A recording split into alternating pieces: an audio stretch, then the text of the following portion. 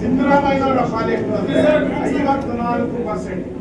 54%. 2 ವರ್ಷಕ್ಕೂ ಏನಾರ ಸೇರಿಸ್ಕೊಂಡ್ರೆ ಸಿದ್ದರಾಮಯ್ಯನವರು 60%. ಇನ್ನು ಕಮಿಷನ್ 60% ಮಾಡ್ತಾವೆ.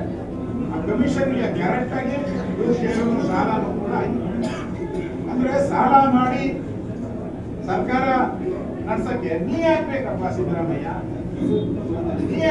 ನೀ ಹಾಕ್ಬೇಕು.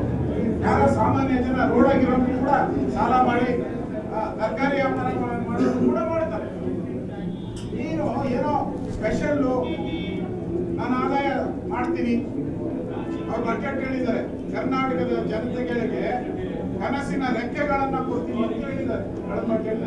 ಎಲ್ಲರಿಗೂ ಕನಸಿನ ರೆಕ್ಕೆಗಳನ್ನು ನಮಗೆ ಕನಸಿನ ರೆಕ್ಕೆಗಳು ಸೋರಿಕೆ, ವಾಲ್ಮೀಕಿ ಹಗರಣದಲ್ಲಿ ಲೂಟಿ, ಆಸ್ಪತ್ರೆಗಳಲ್ಲಿ ಮೆಡಿಸಿನ್ ನಲ್ಲಿ ಲೂಟಿ,